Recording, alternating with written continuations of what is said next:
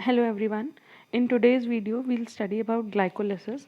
तो ग्लाइकोलिसिस का जो मतलब है, as the word refer, glyco जो यहाँ पे वर्ड है वो रेफर कर रहा है ग्लूकोज को, दैट मीन शुगर को, और लाइसिस मीन्स उनका break down. So the process of break down of glucose to pyruvate is known as glycolysis. Glucose का जो ब्रेक डाउन होता है, तो जो it is a 10 step reaction, ये 10 स्टेप की चेन होती है, और उसके बाद जो हमें मिलता है वो मिलता है pyruvate molecule.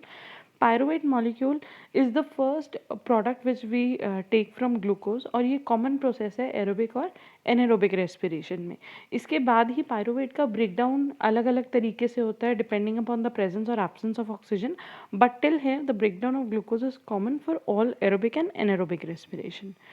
So in the metabolism of carbohydrates, basically carbohydrates के breakdown में glycolysis हो रहा है, बट हमने पढ़ा था कि carbohydrates जो होते हैं it can be monosaccharide, disaccharide, oligosaccharide या polysaccharide।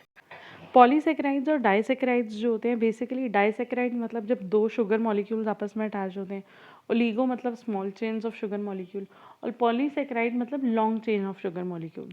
तो पॉलीसेक्राइड, ओलिगोसेक्राइड और डाइसेक्राइड पहले ब्रेक डाउन होंगे, उनका हाइड्रोलिसिस होगा और वो कन्वर्ट हो जाएंगे मोनोसेक्राइड्स में। मोनोसेक्राइड्स के example like mannose, fructose, galactose and glucose. The most common is glucose.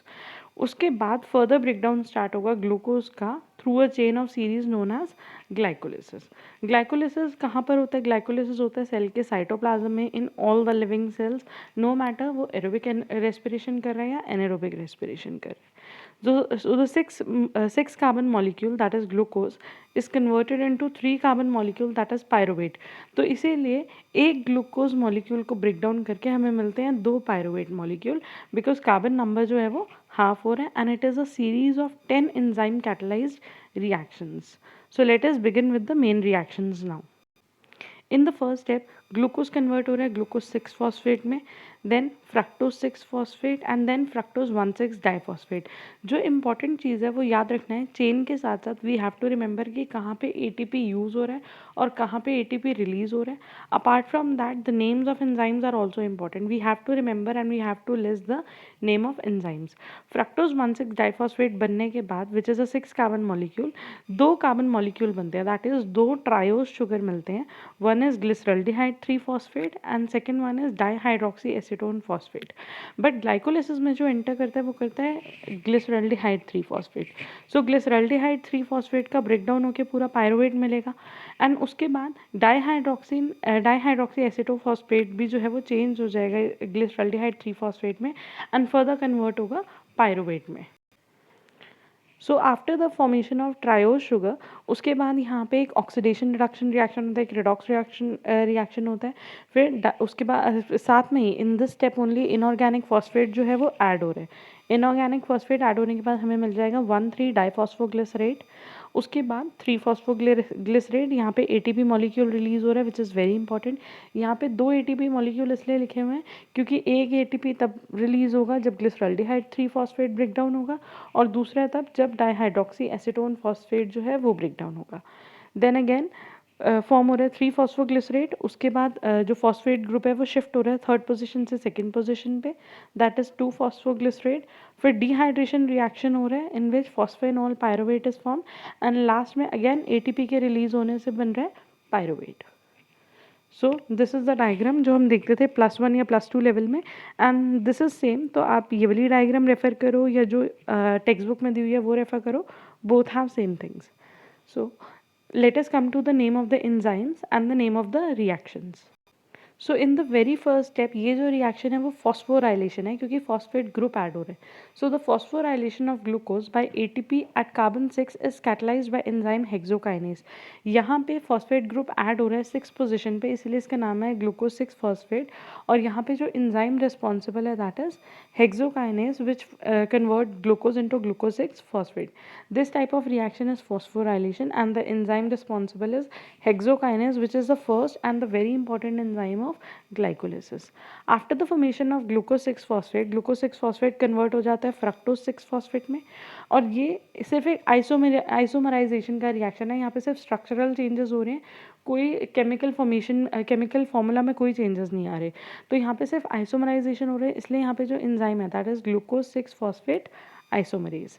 Next step of phosphorylation, तो फर्स्ट रिएक्शन में फॉस्फोराइलेशन हुआ, सेकेंड रिएक्शन में आइसोमराइजेशन हुआ, थर्ड रिएक्शन में अगेन फॉस्फोराइलेशन हो रहा है, that means addition of phosphate group हो रहा है. So fructose 6 phosphate will get converted into fructose 1,6 biphosphate. यहाँ पे फॉस्फोराइलेशन हो रहा है and the enzyme is phosphofructokinase. Now, after the formation of fructose 1,6 diphosphate, ये fructose 1,6 diphosphate, which is a 6 carbon compound, will now cleave, which will now break down into 2 molecules of triose sugar. मतलब 3 carbon compound में ये break down हो जाएगा. So, fructose 1,6 diphosphate is cleaved by enzyme aldolase into 2 interconvertible triose phosphates, that is PGAL, which is phosphoglyceraldehyde, and DAP, which is dihydroxyacetone phosphate. ये जो sugars है वो interconvertible है और यहाँ एंजाइम जो क्लीवेज के लिए रिस्पॉन्सिबल है that is aldolase. After the formation of triose phosphate isomerase catalyzes the reversible isomerization of DHAP to PGAL, the rest of the glycolytic pathway goes through PGAL. तो मतलब कि बाकी का जितना भी ग्लाइकोलिसिस का पाथवे होगा वो सिर्फ ग्लिसरल्डिहाइड 3 फॉस्फेट के through he further move on करेगा. तो वंस ये ग्लिसरल्डिहाइड 3 फॉस्फेट जो है कन्वर्ट हो जाएगा पायरोवेट में, again the reaction will take place when DHAP is converted into glyceraldehyde 3 phosphate और वो भी ब्रेक डाउन होकर कन्वर्ट हो जाएगा pyruvate में. So since phosphoglyceraldehyde is formed from DHAP in this reaction, for further reactions we will consider that 2 molecules of PGAL form from 1 molecule of glucose. After this process there is an oxidation step. यहाँ पे oxidation step हो रहा है. Glyceraldehyde 3 phosphate जो है वो oxidise होके convert हो रहा है 1,3 डाइफॉस्फोग्लिसरेट में, 1,3 डाइफॉस्फोग्लिसरेट में. So this is an oxidation step catalysed by glyceraldehyde 3 phosphate dehydrogenase. क्योंकि ऑक्सीडेशन हो रहा है इसलिए यहाँ पे एंजाइम जो रिस्पॉन्सिबल है वो डीहाइड्रोजनेज है. Phosphoglyceraldehyde gives up to 2 protons and 2 electrons to NAD+ and is simultaneously phosphorylated by inorganic phosphate. तो यहाँ पे 2 रिएक्शंस हो रहे हैं, एक ऑक्सीडेशन हो रहा है और दूसरा फॉस्फोराइलेशन हो रहा है. बट जो फॉस्फोराइलेशन है वो इनऑर्गेनिक फॉस्फेट के थ्रू हो रहा है. और ऑक्सीडेशन रिएक्शन जो होता है it is always accompanied by reduction reaction. अगर एक सबस्ट्रेट ऑक्सीडाइज हो रहा है तो there will be any other reactant और एनी अदर सबस्टेंट जो रिड्यूस हो रहा होगा. तो यहाँ पे NAD+ जो है वो रिड्यूस होकर बना रहा है NADH.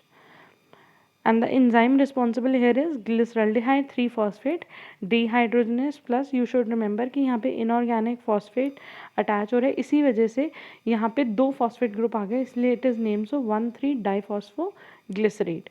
Now this is a high energy compound, तो ये इजीली और जल्दी ही ब्रेक डाउन होता है और फॉस्फेट ग्रुप रिलीज करता है. 1,3 diphosphoglycerate in an unstable intermediate, hence its high energy phosphate group is used to synthesize ATP from ADP in this reversible reaction and it is catalyzed by phosphoglycerate kinase.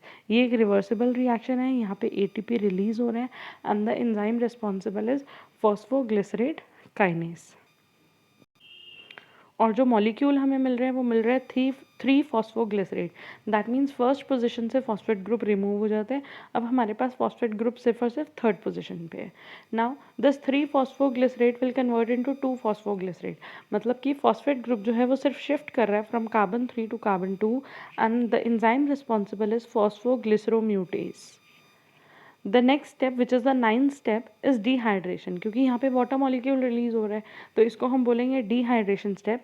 तो 2 phosphoglycerate का dehydration हो रहा है और यहाँ पे enzyme responsible है enolase और जो प्रोडक्ट बन रहा है that is phosphoenol pyruvate. Again phosphoenol pyruvate is a high energy इनॉल phosphate. मतलब ये हाई एनर्जी कंपाउंड है, हाई एनर्जी इंटरमीडिएट है. तो यहाँ पे भी ये होगा कि ये जैसे ही बनेगा ये बहुत अनस्टेबल है तो इसलिए ये भी फॉस्फेट ग्रुप रिलीज करेगा और ADP को कन्वर्ट कर देगा ATP में. सो PEP which means phosphoenol pyruvate is highly unstable. It readily gives up phosphate to ADP forming ATP and the end product is pyruvate. The reaction is catalyzed by pyruvate kinase. So 2 molecules of pyruvate are formed by the breakdown of 1 molecule of glucose. एक बार दोबारा से enzymes के नाम देख लेते हैं. Glucose 6 phosphate में convert होगा तो एंजाइम रिस्पॉन्सिबल है हेक्सोकाइनेज. ग्लूकोज 6 फॉस्फेट जब कन्वर्ट होगा फ्रक्टोज 6 फॉस्फेट में तो एंजाइम रिस्पॉन्सिबल है glucose 6 phosphate isomerase. Next step में जब फ्रक्टोज 6 फॉस्फेट की फॉस्फोराइलेशन होगी और वो कन्वर्ट होगा फ्रक्टोज 1,6 डाइफॉस्फेट में तो यहाँ पे एंजाइम रिस्पॉन्सिबल है phosphofructokinase, this is the third enzyme. फिर ये ब्रेक डाउन होके दो ट्रायोज शुगर बनाएगा and here the enzyme is aldolase. After these formation of two sugars, जो PGAL है phosphoglyceraldehyde है, it will undergo oxidation and phosphorylation. So here the enzyme responsible is glyceraldehyde 3-phosphate dehydrogenase. उसके बाद ये जो 1,3-diphosphoglycerate बना, this is highly unstable and it will immediately lose phosphate group, and the enzyme responsible here is phosphoglycerate kinase. So this is the sixth enzyme. The next one is जब 3-phosphoglycerate convert होगा 2-phosphoglycerate में, वहाँ पे हमारा seventh enzyme responsible है, that is फॉस्फोग्लिसरोम्यूटेज। 2-phosphoglyceromutase जब change होगा PEP में, यहाँ पे एंजाइम रिस्पॉन्सिबल है इनोलेज। और सबसे लास्ट स्टेप में जब पायरुवेट फॉर्म हो रहा है PEP से, उस स्टेप में ATP भी रिलीज हो रहा है and here the enzyme responsible is pyruvate kinase. So it is very important to remember the enzymes और कहाँ पे ATP प्रोड्यूस हो रहा है, कहाँ पे ATP यूज़ हो रहा है और कहाँ पे NADH फॉर्म हो रहा है, that is also very important. So the major events of glycolysis are, first, glucose is phosphorylated and converted into two molecules of phosphoglyceraldehyde. तो एक ग्लूकोज से हमने कंसिडर करा था कि दो ट्रायोज शुगर बन रही है, और क्योंकि दोनों ट्रायोज शुगर बाद में PGAL के फॉर्म में ही कंटिन्यू करती है ग्लाइकोलिसिस में, सो वी आर सेइंग कि one glucose molecule gives two molecules of phosphoglyceraldehyde 3-phosphate with the expenditure of 2 ATPs. यहाँ पे जो यूज़ होता है वो 2 ATPs इस स्टेप तक यूज़ हो जाते हैं। 4 molecules of ATP are generated. अगर आप देखो यहाँ पे, तो 2 मॉलिक्यूल ऑफ ATP यहाँ पे रिलीज हुए 7th स्टेप पे, और 2 मॉलिक्यूल ऑफ ATP सबसे लास्ट स्टेप में रिलीज हुए। सो इसलिए 4 molecules of ATP are release when PGAL is converted into pyruvate, and oxidation of 2 molecules of glyceraldehyde 3-phosphate reduces 2 molecules of NAD+ to NADH। तो यहाँ पे हमें 2 molecule NADH के भी बने। जब ऑक्सीडेशन हुई थी ग्लिसरल्डिहाइड 3-phosphate की, तो वहाँ पे रिडक्शन हो रही थी NAD+ की इन this step. So the overall reaction of glucose shows that there is net formation of 2 ATPs, क्योंकि 2 ATP पहले यूज़ हुए थे, 4 ATP बाद में रिलीज हुए। सो नेट फॉर्मेशन जो हुई वो 2 ATP मॉलिक्यूल की हुई from one molecule of glucose. When glucose is completely oxidized to CO2 and H2O, a large amount of energy is available. जब ग्लूकोज पूरी तरीके से ब्रेक डाउन करते हैं अंडर एरोबिक कंडीशन और एंड प्रोडक्ट्स कार्बन डाइऑक्साइड और water बनते हैं, तब लार्ज अमाउंट ऑफ एनर्जी जो है वो रिलीज होती है। But when glucose is partially oxidise to pyruvate, अभी अगर हम सिर्फ फर्स्ट स्टेप की बात करें, सिर्फ ग्लाइकोलिसिस की, जिसमें ग्लूकोज कन्वर्ट होकर पायरुवेट बना रहा है, तो यहाँ तक हमें सिर्फ 2 मॉलिक्यूल्स ऑफ ATP ही मिले। तो हम मान सकते हैं कि बाकी की जो एनर्जी है वो कंजर्व्ड है पायरुवेट की फॉर्म में, और वो तब रिलीज होगी जब पायरुवेट फर्दर ब्रेक डाउन होगा। सो the net reaction of glycolysis is glucose plus 2 ADP plus 2 inorganic phosphate plus 2 NAD plus gives us 2 molecule of pyruvate। तो एक मॉलिक्यूल ऑफ ग्लूकोज कन्वर्ट हो जाता है 2 मॉलिक्यूल ऑफ पायरुवेट में, 2 ADP जो है वो कन्वर्ट हो जाते हैं 2 ATP में, प्लस 2 NADH रिलीज होते हैं और वाटर मॉलिक्यूल रिलीज होते हैं in the second last step, जहाँ पे PEP फॉर्म हो रहा होता है। सो अगर हम एनर्जी चार्ट देखें इसका, तो एक ATP यूटिलाइज होता है जब ग्लूकोज कन्वर्ट होता है ग्लूकोज 6-phosphate में, फ्रक्टोज 6-phosphate जब कन्वर्ट होता है फ्रक्टोज 1,6-diphosphate में, अगेन 1 ATP इज यूज। जब 1,3-diphosphoglycerate कन्वर्ट होता है 3-phosphoglycerate में, यहाँ पे 2 मॉलिक्यूल ऑफ ATP रिलीज होते हैं, और लास्ट स्टेप में भी जब PEP पायरुवेट में कन्वर्ट होता है तो 2 ATP रिलीज होते हैं। तो अगर हम टोटल देखें तो 4 ATPs are release and 2 ATPs are use, so the net yield is 2 ATP per molecule of glucose. So this was about this was about glycolysis.